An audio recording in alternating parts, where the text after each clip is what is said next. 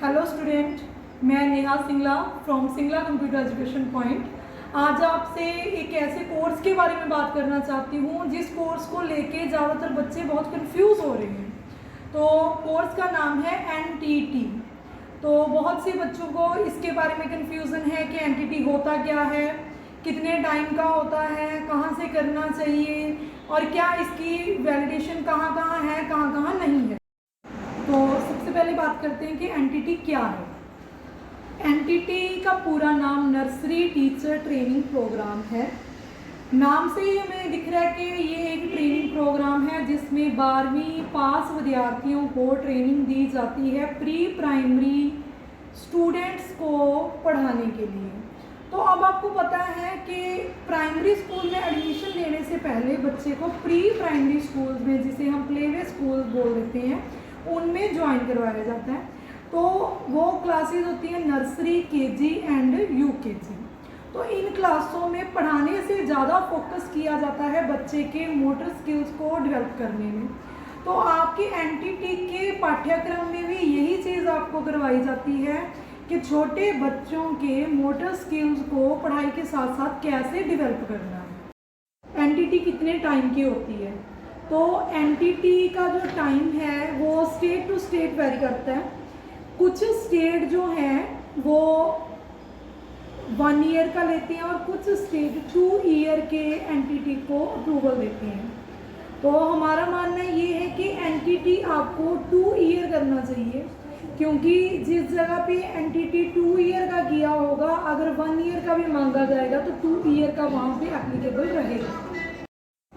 तो तीसरा टॉपिक था हमारा कि एनटीटी किसे करनी चाहिए। सबसे पहले तो अगर आप छोटे बच्चों के साथ सहज महसूस करते हैं तो आपको एनटीटी करनी चाहिए। अगर हम एनटीटी का फ्यूचर में स्कोप की बात करें तो एनटीटी के स्कोप को हम 3 जो हिस्से हैं उनमें बांट सकते हैं, मतलब 3 हिस्सों में हम एनटीटी के कोर्स के स्कोप को बांट सकते हैं। पहला है जॉब। आप एनटीटी के बेस पे जॉब हासिल कर सकते हैं। प्राइवेट स्कूल में आप जॉब कर सकते हैं। गवर्नमेंट लेवल पे जो प्लेवे स्कूल बने हैं उनमें आप ज्वाइन कर सकते हैं। इसके बिना आंगनवाड़ी की जो पोस्टें हैं उसके लिए भी आप एनटीटी करके अप्लाई उनमें कर सकते हैं।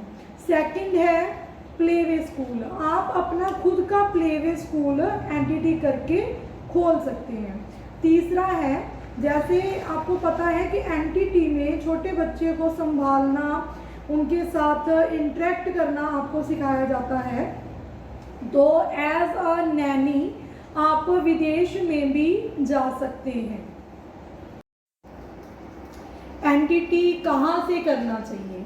अब सबसे ज़्यादा जो बच्चों के लिए कंफ्यूजन क्रिएट करने वाला क्वेश्चन है वो यही है कि एनटीटी हमें कहाँ से करना चाहिए। अब बहुत से बच्चे हमें आगे बोलते हैं कि मैम आप एनटीटी करवा रहे हैं, क्या आप एनटीटी एनसीटीई के अंडर करवा रहे हैं? तो बेटा मैं आपको ये स्पष्ट बताना चाहती हूँ यहाँ पे कि जो एनटीटी है वो एनसीटीई के अंडर 2013 दिसंबर 2013 तक हो रहा था। उसके बाद ये कोर्स एनसीटी के अंडर हो रहा है। अगर हम बात करें 2014 के बाद की, तो 2014 से ही ये कोर्स एनसीटी के अंडर हो रहा है।